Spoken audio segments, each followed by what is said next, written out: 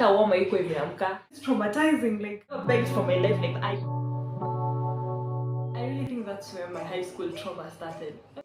I would like to get to know if you could be the kind of girl that you took time for. What's up guys, it's your 510 queen here, back with another high school chronicle, high school story, high school tales. Tuli suffer, but we made it. Welcome back guys, if you're a returning subscriber. If you're new here, please do subscribe and come have fun with us. Subscribe. Tebu, subscribe. I'm waiting for you. I'm waiting for you.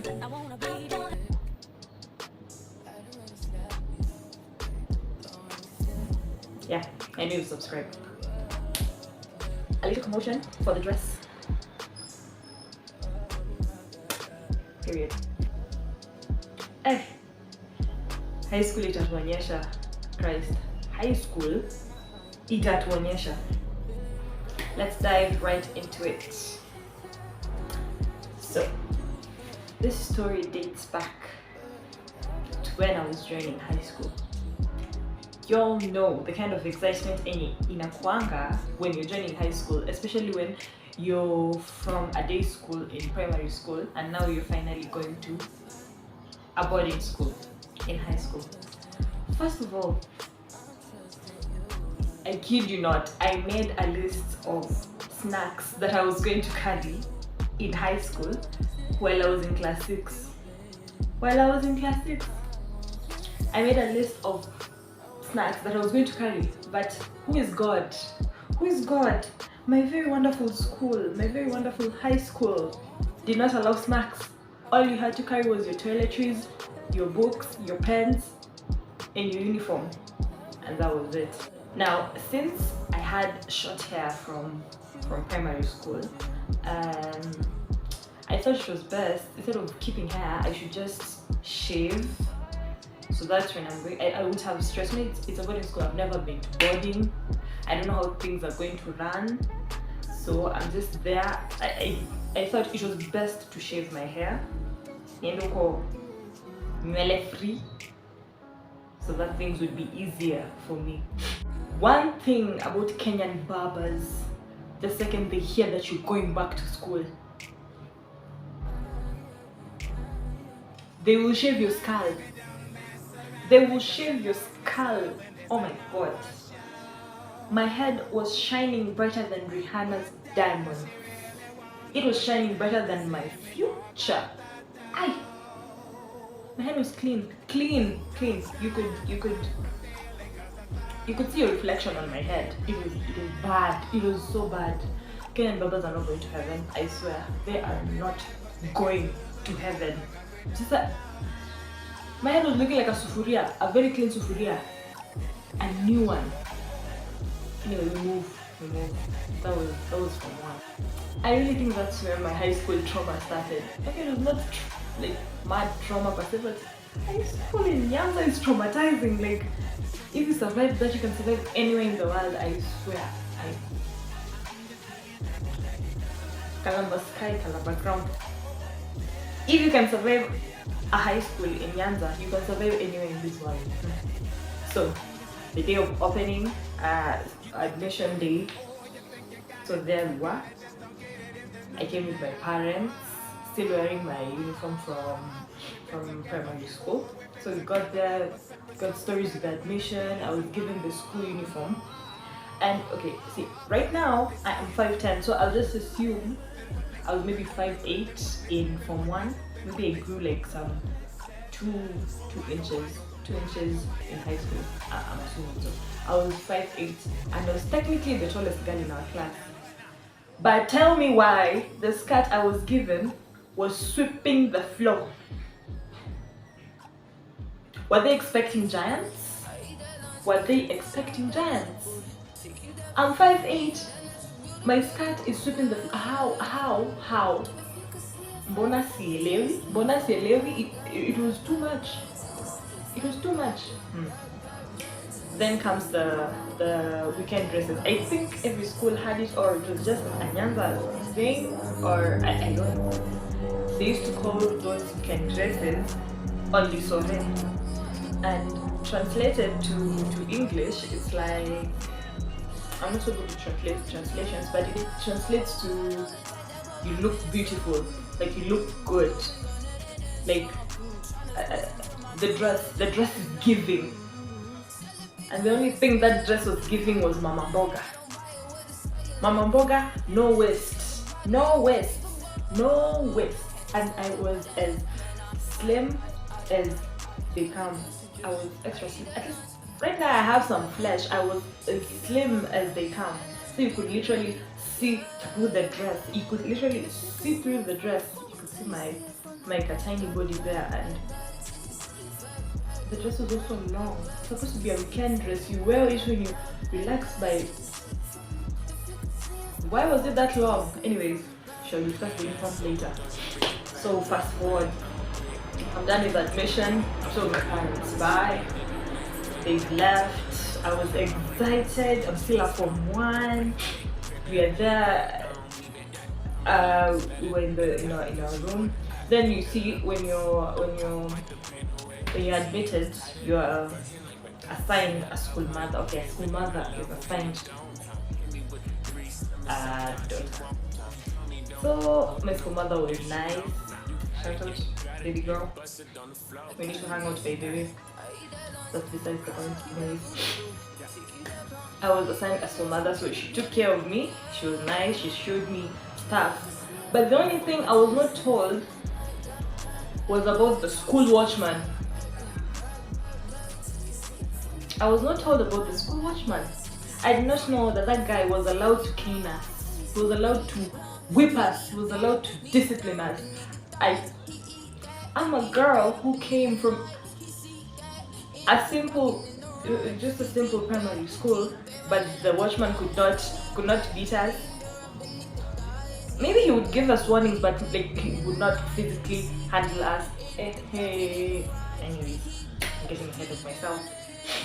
So I was not told about the watchman. And the watchman's name was, I don't know whether it was his nickname or his actual name, but he was named after one of the former presidents of the United States of America. Comment down below what name you think it is.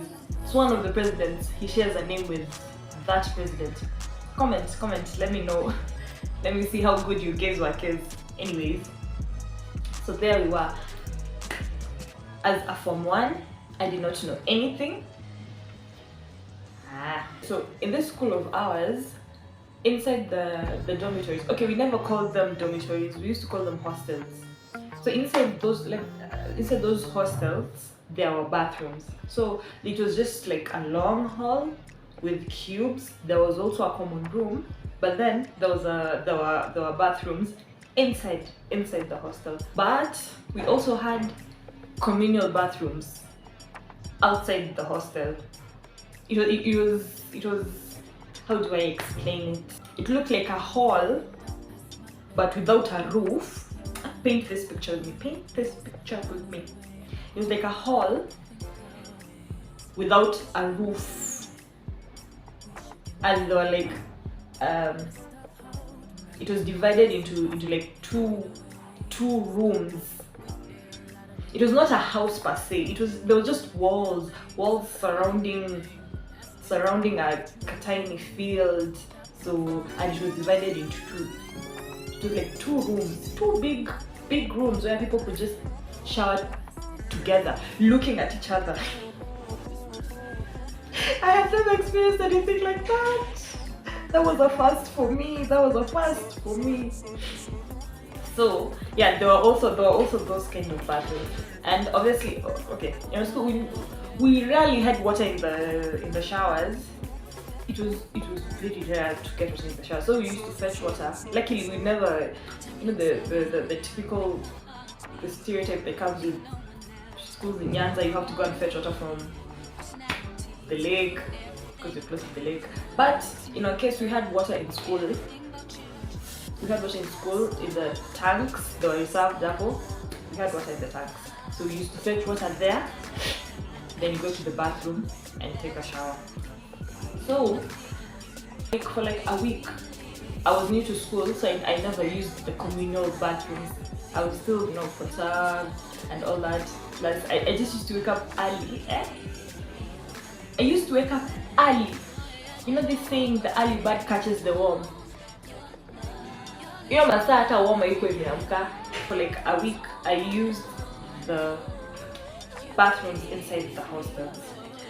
So I don't know what, I was just curious on how the outside bathrooms used to be like. I saw other people taking showers in the evening, so that you don't have to take a shower in the morning. So I decided I should try taking a shower in the evening. On that very day, I took my bucket as per usual, fetched my water, went to the bathroom. I know this was after class. I told you guys in the previous story that classes would end, like evening preps would end at 10, and by 10:30 you're supposed to be in bed. So I got to the hostel at 10, cleaned up, I washed my shirt, I brushed my shoes, brushed my teeth. Then I was just left with taking with the bathing. But the problem is, people used to fetch water at night, and the taps were not that many. People used to fetch water at night so that they would have to scramble in the morning to fetch water. Hey! Okay, no problem. I got accustomed to that. Or since I had gone back to the hostel at 10, by 10:15 I had done a majority of those things, and I just had 15 minutes to fetch water and take a shower. So the line, when I got there, the line was too long. So I took about 10 minutes for me to finally fill my bucket. When I finally filled my bucket, carried my water, Commander wa Asti, got to the bathroom, I started showering. It's like I was not keeping track of time, but there were still many girls in the bathroom, so I just assumed everybody was just, what could possibly happen? I was still a Form 1. I did not know that people were supposed to like seriously be in bed by 10:30. I was slowly taking my bath undisturbed, listening to other girls telling stories, laughing. I was just taking my sweet time. It did not hit me that it was not 10:30, or maybe it was like a minute to 10:30. And remember the previous story I told you, there's always commotion when it's 10:30 because people are rushing to go to their beds. Since, let me just explain to you the architecture of our school. Because I think these people just woke up one day and said, we are tired of these children's parents seeing them every day. Let's make it a boarding school. So like, kuna space pale? Wacha tuweke hostel huko. Administration block. You walk, the hostel, a little, the kitchen, make a whatever, a turn. That's where the hall is. So technically, it was, you could move from the hostel and walk straight to the hall. Move from the hostel, walk straight to the bathroom. Move from the hostel, walk straight to the kitchen. It's not how like actual boarding schools are designed. I think it was a day school anyways, and they just decided, okay, let's make it a boarding school. With two structures everywhere. Anyway, no shade. Plenty of shade. So it was actually easy for people to run from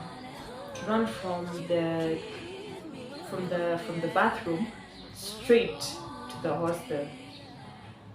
But since I've already explained to you how those structures work, I don't know whether it was clear enough. You could go around the hall, like you could make a loop. So technically, people could just run back to the hostel. So back to how I was taking a shower. I was busy bathing. It was past 10:30. I am there listening to people's stories. Then I started hearing commotion. That was the first time I actually ever had commotion when it reached 10:30. I started hearing commotion. I'm there confused, wondering what is happening. Then people are like, and I could, okay. I will give this watchman's name, I'll give this watchman the name Daniel. Because you guys are supposed to guess his name in the comment section. I'll give him the name Daniel.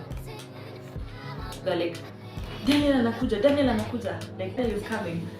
Daniel anakuja, run to the hostel. I'm like, I'm so confused. I still have soap on my body. I've not rinsed myself properly. I'm trying to figure out where I placed my towel because I'm telling you, I went there, it was just vibes. I finally found my towel. I covered myself. The minute I finished covering myself, oh God. This man who showed up. First of all, I'm 5'8" by that time, but you know, he was shorter than me. He was maybe 5'4". He's a short guy. He was a short guy, and you know, like typical watchman outfit, the uniform and stuff. Then he was carrying a nyaunyo. God, this school are nyaunyos, guy. He was carrying a nyaunyo. Then in my mind, I'm just like, oh, first of all, I was scared because I did not know this guy was even allowed into the girls' bathrooms.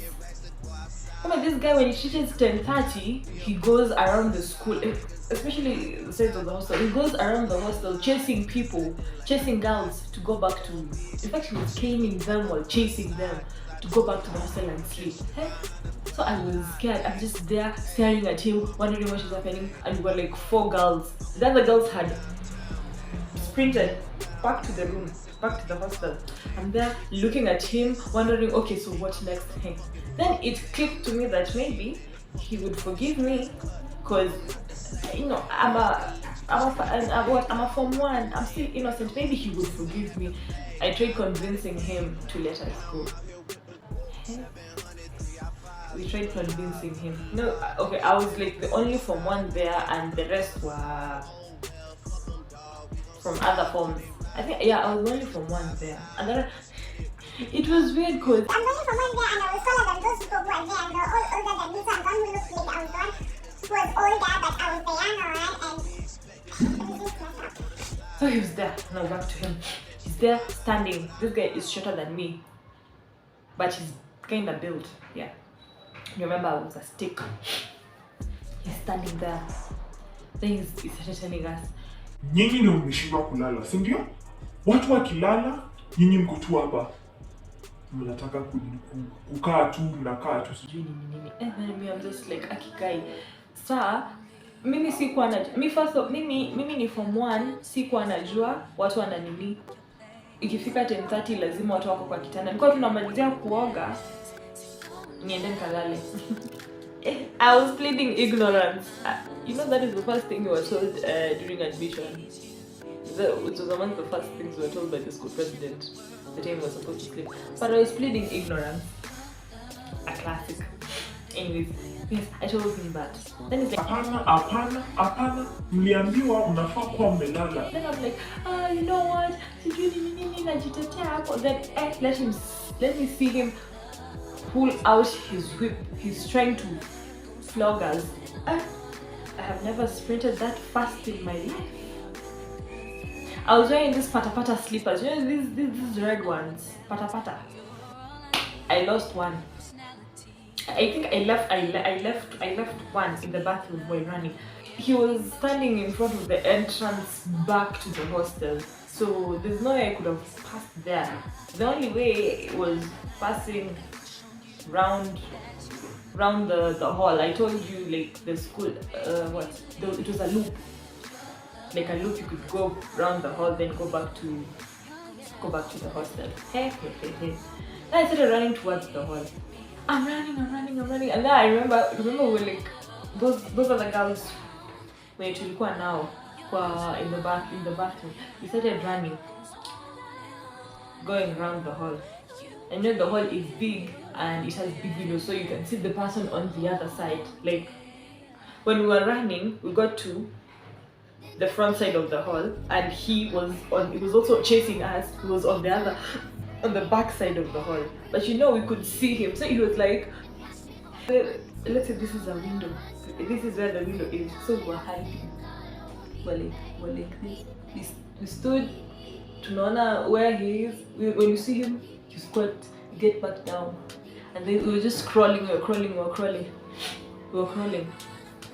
Then it was just a game of hide and seek. You stand, you look. If he sees you, he starts running. You duck. You continue running again. But the problem is, while you're ducking, you know, like when we are running, we're getting closer to the hostel. So obviously it was Muguni Ponye. You run, you get into you get through the doors of the hostel, go to your bed. But the problem is, the moment you're getting to the door, it was locked from the inside, so we could not get in. Christ, I almost started crying. Hey, I almost started crying.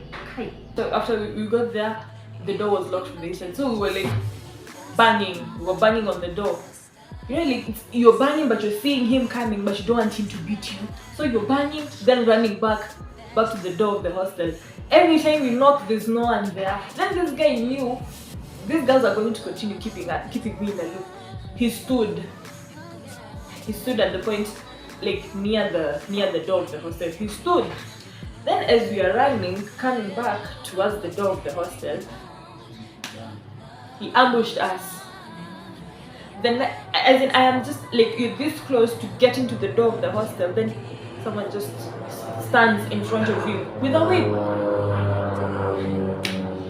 I've never begged for my life. Like, I begged, but I was flogged. Oh my god, I was given like, there's the sound of the whip. It hit. Even two, they hit my back. I cried. It was bad. It was so bad. That man. Hey, that man. That was so unnecessary. I was beaten. No, there I am. I'm feeling this pain. I have never been beaten by a whip in my life. This guy is beating me with a whip, and you know my body is still wet from the water. I remember I'm just from taking a shower, and then the whip goes, hey, it was bad. Then it's like he just got satisfaction from beating us. So after beating us, he just told us not to go and sleep, giving us one incident. Oh, I think he just felt good beating us. Then I am confused and crying, carrying my bucket. I lost one slipper. I am walking back to the room. That was straight up trauma. I think that was trauma. What is wrong with Kenyan high schools? No. What is wrong with Nyanza high schools? It's like those people beat us for a living. I was beaten. Guys, nilichapwa, nilipigwa.